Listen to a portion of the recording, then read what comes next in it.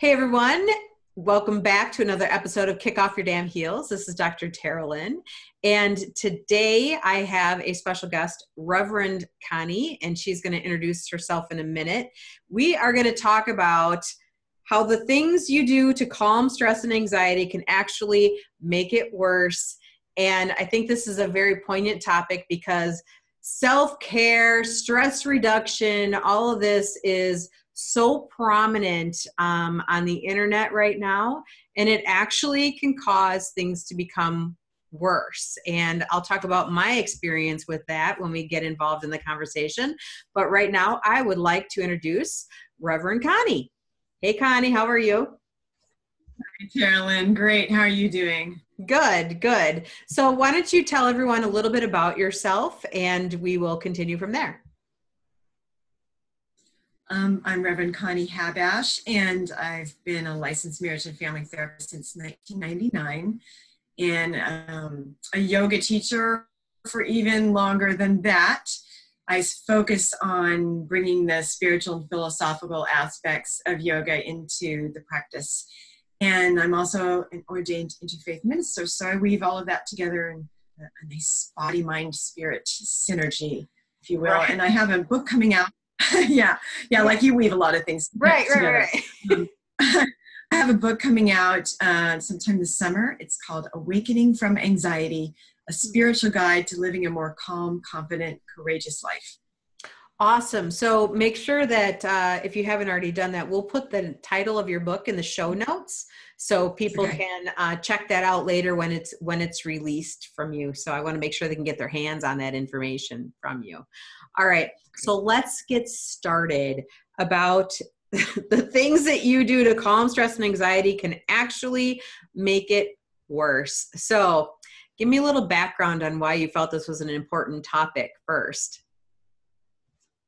Well, as both a yoga teacher and a yoga practitioner, and a teacher trainer, I've seen so many students, and noticed for myself how I'll go in, and I want to come out feeling all blissful, and I want to feel peaceful and calm, and then I go in and I find that it's the same mindset, and especially with my students, that I brought onto the mat that I was having problems with out in my life, that was causing me stress with my work or with my family or out on the road. I live here in California, and there's a lot of road rage, a lot of traffic, and people, commuting long distances. And so it's really important that when we're practicing yoga or meditation or you're doing prayer or anything like that, that you're noticing what kinds of thoughts and mindset you're bringing to what you're doing, because that's going to definitely affect your experience and your outcomes. And for a lot of people, they might feel nice and calm once they're on the yoga mat, and then they get up, they walk out the door, and all of a sudden it's all back again.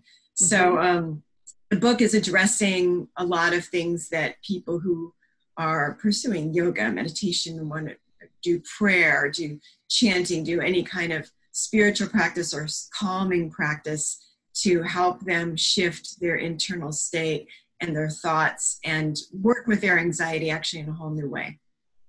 Well, I find this fascinating because, we're both therapists, and the idea of self-care meditation comes up a lot. And a lot of my clients are like, I can't do it right. I can't do it. I just can't, like all of that. You're like, all right. Absolutely. Right. Exactly. Like slow your roll. It's okay to not do it right, but there becomes this applied pressure, more stress to meditate correctly, right? Like the first go, the first get go. So can you talk a little bit about that? And where should people start? Well, that's the thing I mentioned 6 mistakes that spiritual people make that actually increase their anxiety. And the number one thing, which isn't unique to people who are spiritually oriented, is perfectionism, I need to do this right. I'm not doing it right. Yeah, I know, me too. Recovering perfectionist here. Haven't done all 12 steps, but yeah, right. So and in the book I talk about calling this the saint syndrome. We feel like we have to be perfect, and that if I'm meditating, I need to be blissfully serene, and I need to have only peaceful thoughts. And I'm sure if you've ever tried meditation, or anyone else who's watching this, that like the first thing that you notice is like all these weird and annoying and frustrating and not peaceful thoughts coming up. Like, oh, I can't seem to get still, and this is uncomfortable. I mean, it's hurting my knees, and oh my gosh, what's going to happen to my knees if I sit here for 15 minutes? And get hurt? Open your eyes and you look around like, oh my God, everyone else is sitting still, and why can't I? And they must all be quiet and peaceful, and I'm just like this constant talking, right? So that's like a par for the course. That's a real typical experience when people are meditating. And a lot of people don't realize that when they begin. They think, oh, I should be perfectly focused on my breath, or on a mantra, or on clearing my mind. And so to start to work with that by welcoming it in rather than pushing it away, because as you probably know, I mean, we've all heard the saying, what you resist persists, right? So you're trying not to think, you're going to be thinking, right? You're going to be thinking about, why am I still thinking? More and more and more, right? I shouldn't be thinking right now. Stop the thinking. Okay, shut up. Don't think anymore. Why are you still thinking, right? It just keeps going on and on. Whereas, great. If you begin, because my mind and your mind are probably saying similar things, right? So if you welcome it in, if you start to go, hey, okay, bring it on. What thoughts, what are you wanting to tell me, mind? First of all, a lot of times the mind will just be quiet for a moment or two. Like, what? You're listening to me? But then when you start to just be present with what arises, then you can start to see where are the roots that need to be pulled up of the weeds of all of my agitation, my stress, my anxiety. Okay, I'm having really similar repetitive thoughts here. I'm worrying about maybe it's not enough time. I don't have time to do this right now. Why am I sitting here doing nothing when I should be getting things done? Or maybe it's a litany about I don't do things good enough. Like, okay, I can't seem to even sit still. I'm not a good meditator. I can't do this. I can't do anything right. What are the repetitive thoughts that keep perpetuating anxiety or stress or worry or fear? And then I have a whole step-by-step process on my book of how to work with that. I'm just over here giggling because I'm like, I think all of these things have happened to me, at some point. Exactly. It happens a lot on the yoga mat for people. You go into a yoga class and I mean, there's so many, people don't realize that there's so many issues and thoughts that come up just going into a yoga class. Like, oh, that woman is in my spot. I'm always in that spot. And why is she there? She's taking up too much space. Doesn't she see she's too close to me? Move over a couple of inches. Why isn't she thinking about my space here? Right. It's too hot in here. It's too cold. So there's all of that going on, right? And then there's, wow, they look so good in that outfit. And my outfit is like, I've had it for 15 years and there might be a hole in it somewhere. And, I'm wearing my jammy pants and they're wearing all this. Or God, they look so, they can do that arm balance perfectly or whatever. I can't even do it. Like, what's the matter with me? Why can't I seem to get to do this? The mind is just constantly comparing. I'm thinking, I'm thinking like, this is what goes through my mind. Oh, great. Here comes the yoga instructor over with a block to assist me in my pose. And everybody else is just doing it great. And I need a block and don't come towards me. Don't.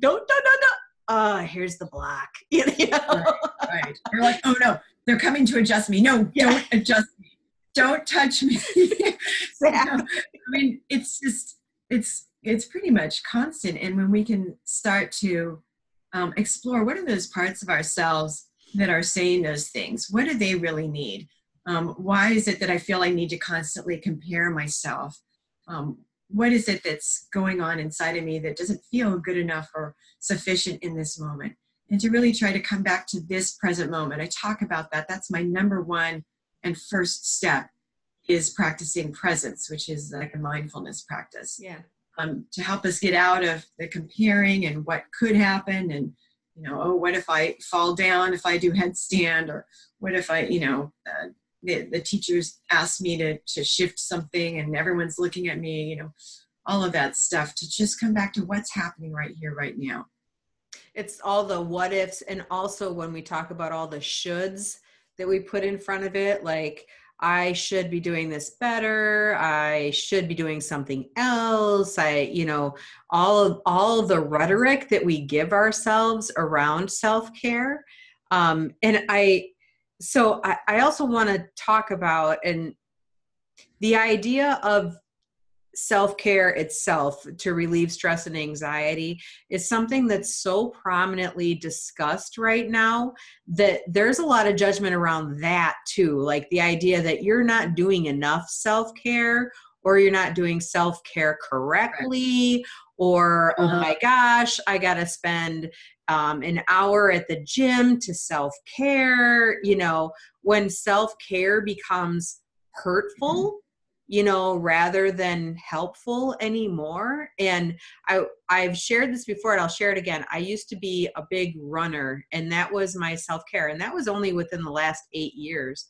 But for me, it became, if I wasn't running enough, then I wasn't doing it enough, so I got to the point where I would constantly be in training for half marathons, all the time, half marathon. If I were to go out and just have enough time to run a mile, why bother? It's only a mile. Right. If I couldn't run 5 or 7, I wasn't running at all, So then you don't do it. Yeah. Then you don't do it. Right. Exactly. Right. So there's a lot of judgment, and people put a lot of their own input on what is good for self-care. So how would you navigate that for somebody? Like, what is good self-care? That's a really good question, and it's something I actually I have a women's group, and we had this topic a couple of weeks ago. And you're right that a lot of people think, well, if I don't have enough time to do this, why even bother? Or I'm doing this right now, but I'm not doing it enough. I'm not, so it doesn't count. I only have 20 minutes a day, so it doesn't count, or it's not good enough, or I'm failing at my self-care, and it's getting in the way of actually it being effective and being helpful to you. Mm-hmm. And here where I live, especially, and probably where you are too, Teralyn, that people have such a shortage of time. We're so overscheduled. And so to think about adding in more time, adding in something else in their schedule for self-care actually feels overwhelming and more stressful too. Right. So one thing that I talk about is how we can do self-care throughout the day, and self-care in how we're approaching our everyday life and every moment that we're in. We can be doing self-care when we're walking to the car. We can be doing self-care in the shower. We can be doing self-care when we're folding the laundry. We can be doing self-care. And that's not to say that we shouldn't, go to the gym or go to yoga class or sit down and meditate or go take a walk, but that it doesn't have to always be adding something extra to your plate to be doing self-care. All right. So I want to reiterate that point. I hope everybody heard that. Self-care doesn't always have to be adding something more to your plate. And that is a hugely important thing to say, because it does. Self-care becomes this overwhelming thing. And even when I think about a yoga practice, it's like, okay, great. So now I have to have, 30 to 45. Okay. So I'm in Wisconsin. It might be longer for you. 30 to 45 minutes of preemptively driving there, changing my clothes, whatever, getting to the class, then doing an hour yoga class, and then changing my clothes back, driving home, so we're looking at, right, at least 2 hours, if not a little bit more, around one self-care episode. Right. And yes. And so to me, I'm like, I don't have 2 hours out of my busy day or in the evening when I want to be having time with my family. So I tell people all the time, like, what I do is not like your typical yoga. I will do some yoga poses in between clients that I see, and so that like adds up, throughout the day. It doesn't always have to be 45 minutes at 5 p.m. or 7 a.m. to call it something, right? And the other part with that is, so we're conditioned to believe that if we do this event, we'll call it an event, this 2 hours of self-care that we're going to do a day, that we have to do it. Like if I do yoga at 7 a.m. and I'm stressed out at 3 p.m., well, that yoga did not work. That yoga at 7 a.m., it didn't work because it didn't sustain me throughout the day. So yoga doesn't work. Right. I hear that. Of course, it's a fallacy, right? Because but it's perpetuated. Absolutely. Absolutely. Yeah. We have this magical idea about things like yoga and meditation that they're supposed to make us glide through the rest of the day. And really that things like yoga and meditation are sort of the doorways or the portals to discovering how we can shift our internal state so that we can carry more of the effects through the day, to bring awareness to what's getting in the way of our feeling more ease and more calm at 3 p.m. And yoga and meditation really are revealing that to us. And then we need a strategy of which, or how to shift out of that way of thinking or out of those thoughts, beliefs, and perceptions that are perpetuating our stress and our anxiety. Right. No, I agree with all that. So do you have any more tips or tricks for people to incorporate yoga or meditation into their lives? Or to incorporate a way of de-stressing and finding calm and confidence. Yeah, right. Okay, sorry. I mean, we certainly could, for example, one simple way to incorporate yoga and meditation into our lives is through our breath. And that brings in some of the practices that I talk about in the book, where just stopping, I think it's more effective for people to stop throughout the day and have, 1 or 2 minutes or even 30 seconds of presence and awareness and being here in the moment with their breath, and learning to shift out of, which isn't about stopping the thoughts, but about shifting our attention to something other than the thoughts. Mm-hmm. So, it is like, okay, if you take something away, you kind of want something to replace that with.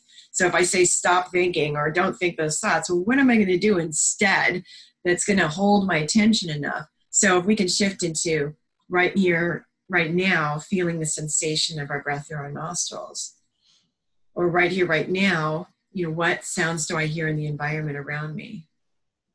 Or if I touch my hand or my skin, what does it feel like to be touched by that other hand? And can I feel my warmth or my coolness of my touch without judgment? That's part of the, see, I just noticed it as I touched my hand. You know what the first thought was? Is, gosh, your skin is dry. And you need some lotion. Boy, it's so dry.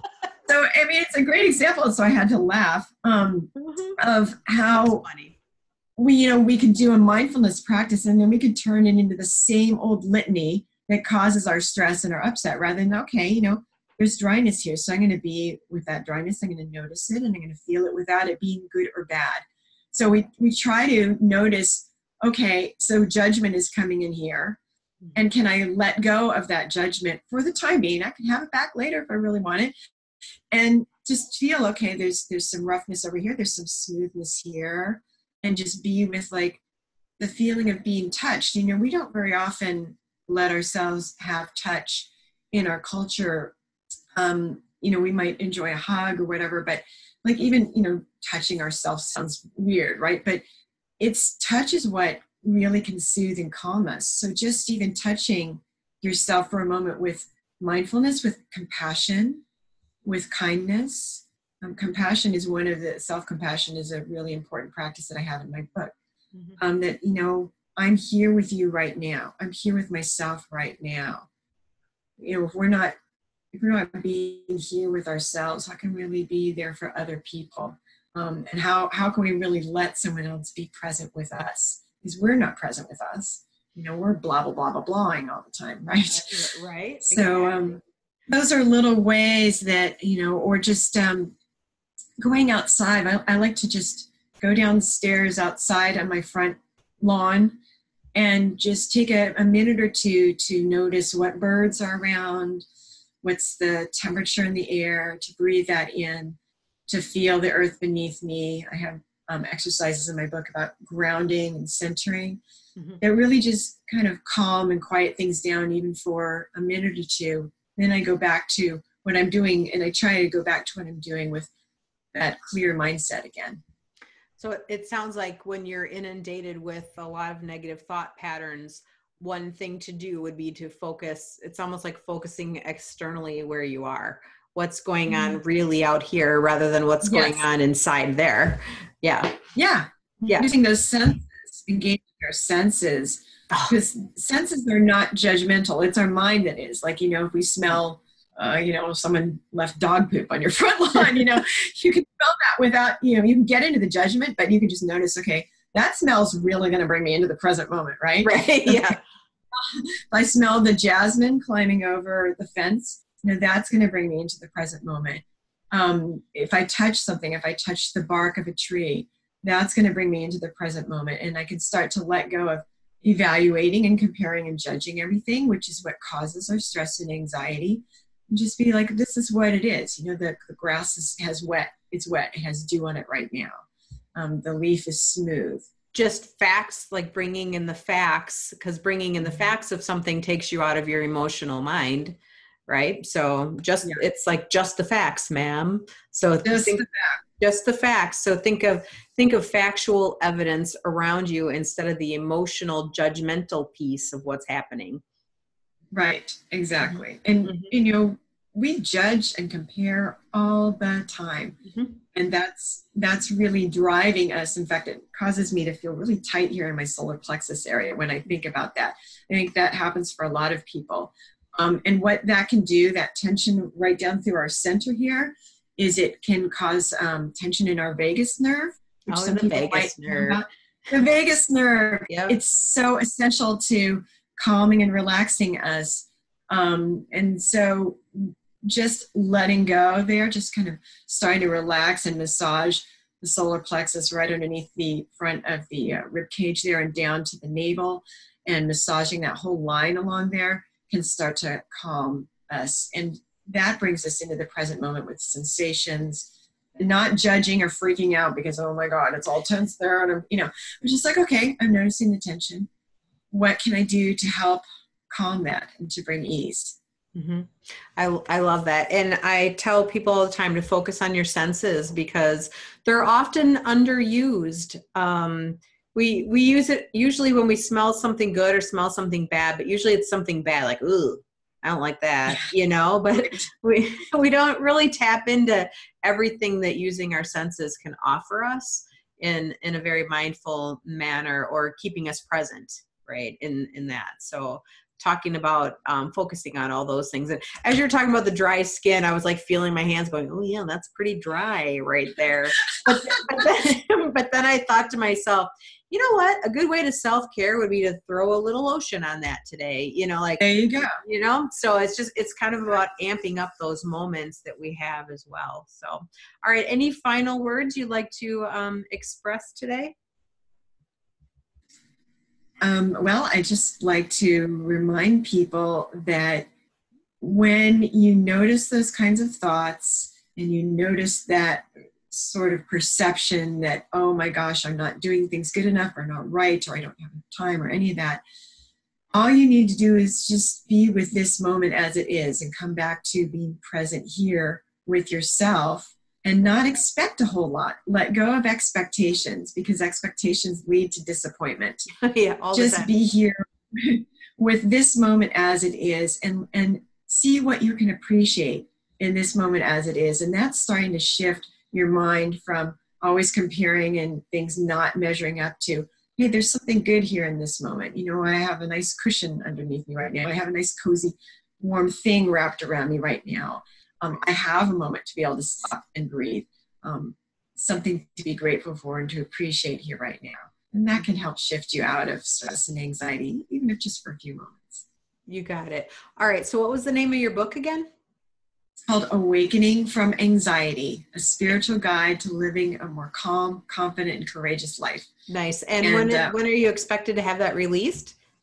We are, my publisher and I are in discussions about the actual release date. It looks like it might be August, sometime early August. So We'll be looking for that. But my website is awakeningself.com.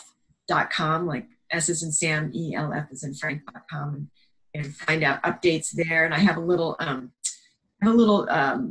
I have a self-published version of the book right now called Calm and Confident. And on that page, there's a little quiz that people can take to find out, well, am I anxious? Do I have anxiety? And then you can get a free little practice or technique to help calm yourself and bring yourself back to that serene, calm place. Cool. If you wouldn't mind, we can put that link right in the show notes so people can get hooked up to it right from here. So that'd be great. So watch for that link in our show notes. All right, Connie, I really appreciate this conversation. Much needed.